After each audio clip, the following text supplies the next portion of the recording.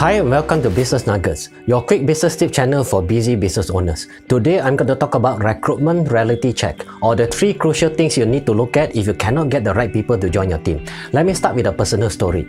I remember one of the earliest job interviews I attended was with a fairly large manufacturing company back in the 1990s. As I was waiting in the reception, I can smell herbal soup boiling in the pantry. The environment was very friendly, but lethargic vibes permeated the entire place. Employees, mostly in their 40s to 50s, greeted each other by name and chit-chatted a bit before moving on their ways. Everything seemed to happen in slow motion. They were very laid back.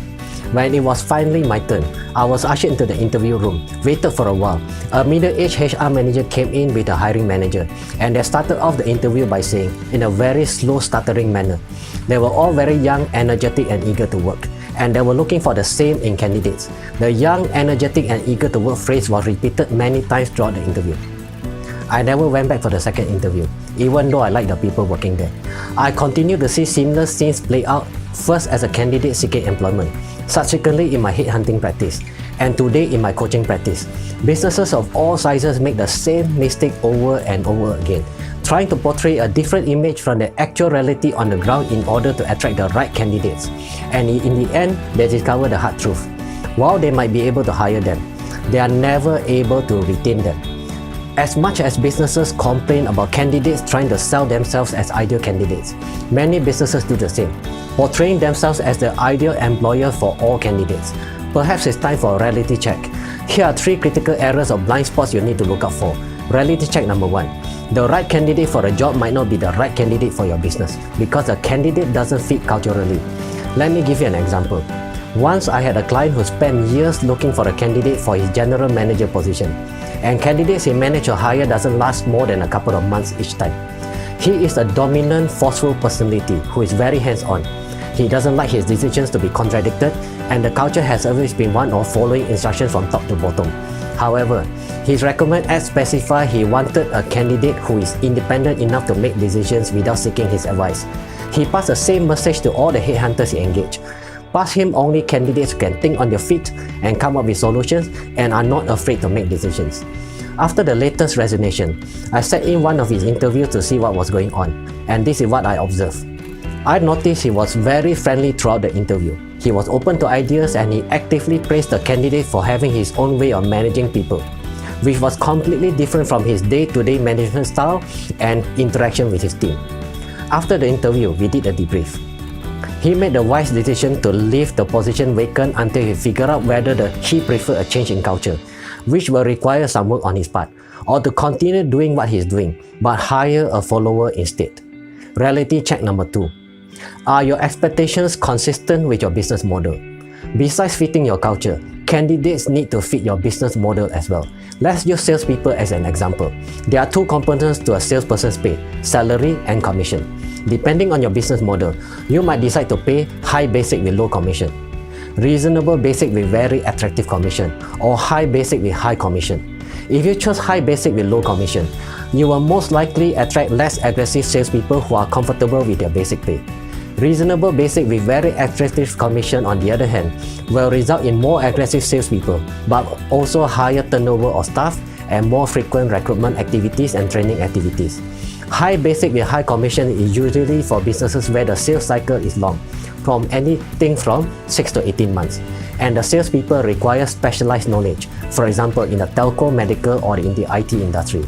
So in this example, your expectations for sales candidate you shortlist should be in line with the commission model you choose. Similarly, for all positions in your business, there should be filled according to your business model. Reality check number 3.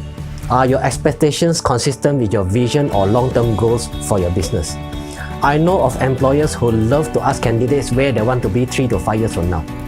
They believe the answer to that question reflects whether the candidate is ambitious or whether the candidate has an idea what he wants. Here's the flip side.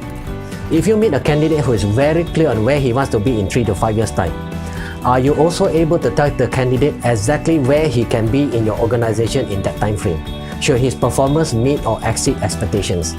Or are you just hiring the candidate because based on his answer, you decided, hey, he knows what he wants, he's ambitious, let's tell him he can go far and we believe in rewarding our top achievers. We can work out later what we want to do with him once he's proven himself. Now here's the thing. A candidate with clarity demands clarity in return.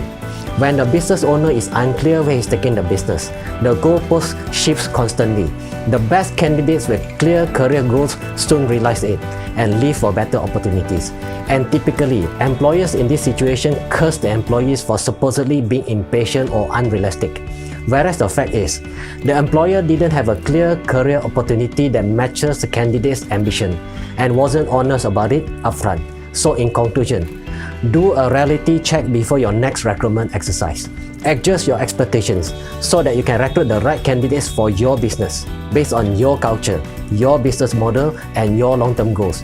As a bonus, when I was a headhunter many years ago, I have a top 3 questions which I ask when I'm evaluating a candidate on behalf of my client. Here are the 3 questions. Question number 1. Can the candidate do the job for my client? Which is a technical fit question. Question number 2. Can the candidate do the job the way my client expects him to do it? Cultural fit question. Now, only if the answer to the first 2 questions are yes, I ask the third question. Does the candidate want the job? Which reflects his desire and enthusiasm to join my client for the right reasons. This works every time. Thank you for watching this video. My name is Manwa. I'm a professional business coach. I coach business owners in 31 different industries over the past 19 years to grow their businesses. My clients are mostly SMEs, and 55% are first to second generation family businesses. I hope you learned something from this business nugget today. I hope you'll take action to immediately review your recruitment strategies to get the right candidates for your business instead of the ideal candidate on paper. If you need more help, each month, I do a limited number of free trial coaching sessions for business owners who meet these 2 criteria. Number 1, you have been in business for at least 3 years. Number 2, you turn over at least 2 million ringgit per year. My average client turnover is anything from 2 million to 800 million ringgit per year. Hit the link below to book your trial session now. I look forward to serving you soon.